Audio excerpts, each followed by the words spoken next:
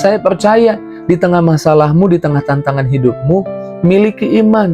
Walau kamu nggak mengerti kehadiran Tuhan di mana, tapi saya percaya Tuhan itu setia. Dia tidak mungkin meninggalkanmu. Dia hadir di hidupmu. Jadi jangan putus asa, jangan lemah, kuatkan hatimu bahwa Tuhan selalu hadir di hidupmu.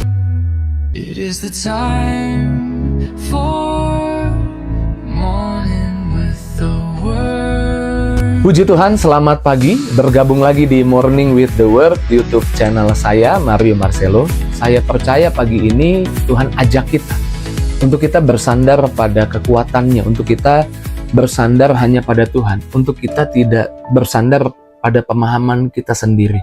Karena seringkali pemahaman kita menyesatkan kita. Pemahaman kita menghasilkan ketakutan, kecewa, marah di hati kita.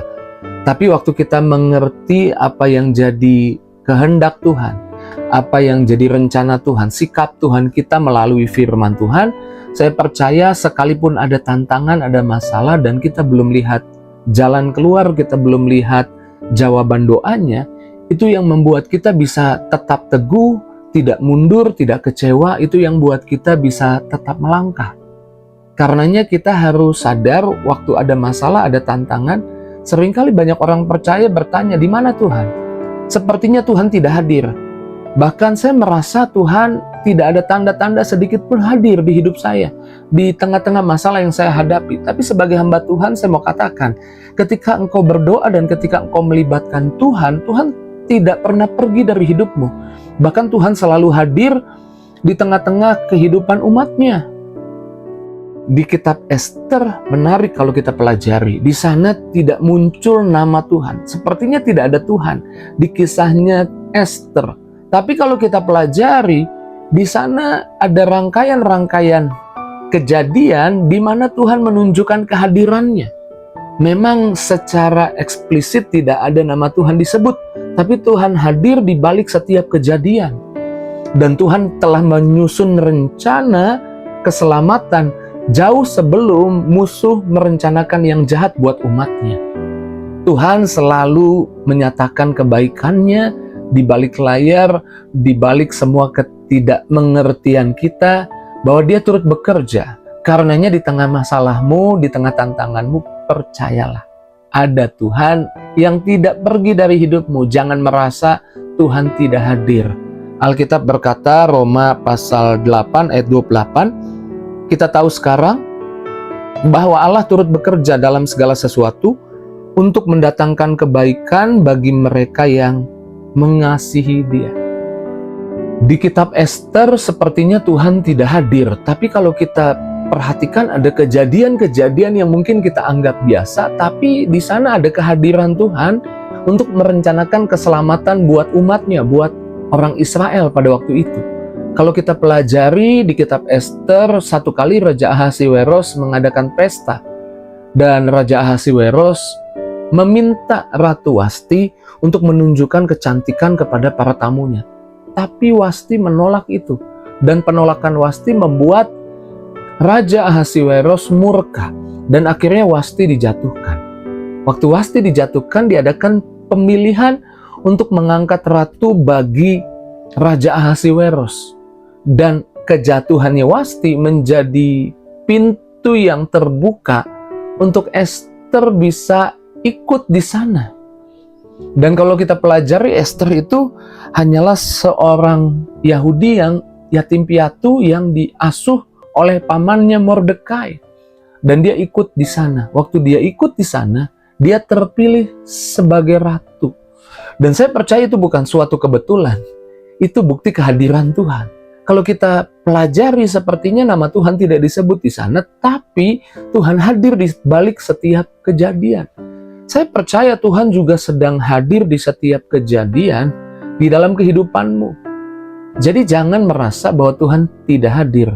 Jangan merasa bahwa Tuhan pergi. Jangan merasa bahwa Tuhan tidak ada.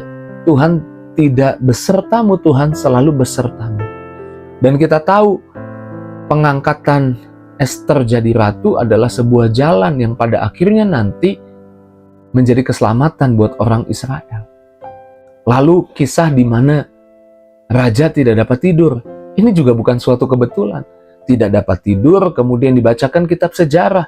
Dan yang dibacakan kitab sejarah adalah kisah di mana Mordekai melakukan keselamatan buat raja yang akan dibunuh, tapi belum dapat hadiah apa-apa. Singkat cerita, Raja Ahasiweros memerintahkan untuk Mordekai yang besoknya digantung dihormati.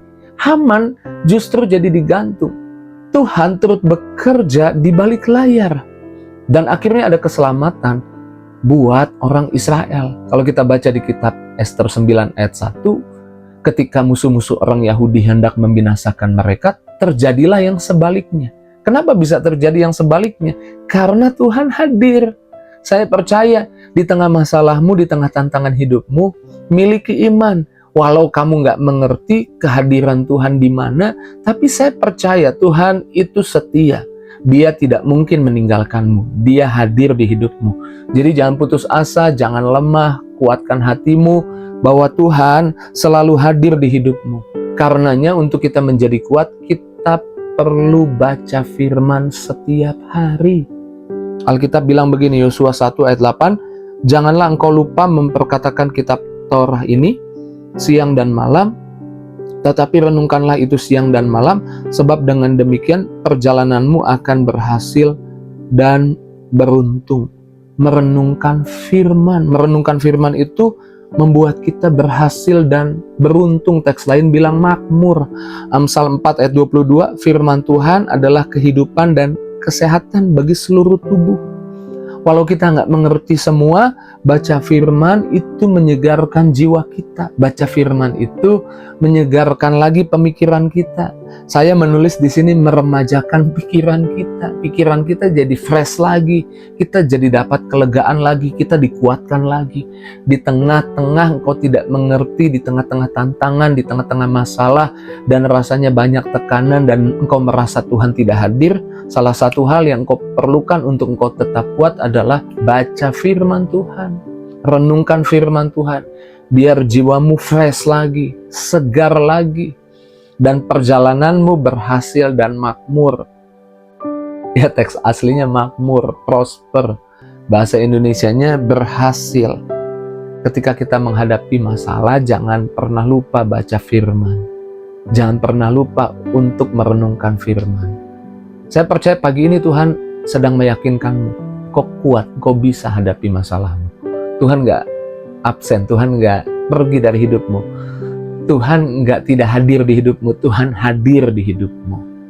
Lalu yang terakhir saya catat bahwa Tuhan bisa membalikan keadaan. Yang tadi saya jelaskan bagaimana terjadilah yang sebaliknya. Yusuf memperkatakan ini dalam Kejadian 50 ayat 20. Memang kamu telah mereka-rekakan yang jahat terhadap aku, tetapi Allah telah mereka-rekakannya untuk kebaikan. Tuhan bisa mengatur apa yang jahat tadinya bisa menimpa hidupmu, diputar balik jadi kebaikan buat hidupmu. Apa yang terjadi rencana iblis untuk menghancurkan Ayub, justru diputar balik oleh Tuhan, membuat Ayub jadi mengenal Tuhan lebih lagi dan siap untuk berkat 2 kali lipat di hidupnya. Percayalah, Tuhan gak pergi dari hidupmu. Jangan merasa gak ada Tuhan di hidupmu. Jangan merasa di tengah tekanan, di tengah masalah Tuhan pergi. Percayalah, ada Tuhan yang kerja di balik layar. Baca firman supaya jiwamu fresh, supaya pikiranmu tetap dibaharui, gak salah mengerti. Jangan mengandalkan pemahamanmu sendiri, mengandalkan pemahaman Tuhan supaya engkau gak lemah, supaya engkau tetap kuat. Lalu dengan iman percaya, semua yang buruk diputar balik jadi kebaikan buat hidup kita. Tantangan, masalah yang mungkin rasanya bisa menghancurkan kita justru akan jadi berkat yang memberkati hidup kita. Amin. Ingat baik, saya sering mengucapkan ini, bahwa kutuk sudah diubah jadi berkat oleh Yesus di kayu salib. Di hidup orang yang percaya pengorbanan Yesus, ujung setiap masalah tantangannya bukan kehancuran, bukan kutuk, tapi berkat. Pagi ini kembali kuatkan hatimu, teguhkan hatimu. Firman Tuhan mengajakmu bersandar pada kekuatan Tuhan, bersandar pada pemahaman Tuhan, bersandar pada janji Tuhan, bersandar pada firman Tuhan. Mari kita doa. Terima kasih Tuhan buat firman-Mu, sungguh memberkati, sungguh menguatkan. Pagi ini kami menyerahkan roh, jiwa, tubuh kami ke dalam tangan Tuhan. Kuasai kami, firman-Mu biarlah meresap ke hati pikiran kami. Biarlah perkataan-Mu saja yang jadi kekuatan dan sumber kemenangan buat kami. Berkati Tuhan anak-anak-Mu, jangan ada yang terlewat satupun, yang sakit disembuhkan, yang lemah dikuatkan, yang susah dihibur. Setiap pribadi yang doanya tidak diabaikan, doanya dikabulkan Tuhan. Di dalam nama Yesus kami bersyukur, sepanjang hari ini ada kasih sayang Tuhan dinyatakan. Haleluya, sama-sama kita katakan, amin. Kadang-kadang apa yang saya alami menipu perasaan saya. Saya merasa Tuhan gak hadir. Tapi saya tahu hari ini bahwa Tuhan setia, Tuhan selalu hadir di hidup saya. Jika itu responmu, tulis di kolom komentar. Saya tidak lupa, tidak jemu-jemu untuk mengajak saudara meninggalkan jejak di kolom komentar. Jika ada doa yang ingin disampaikan, tulis di sana. Saya akan luangkan waktu untuk doa.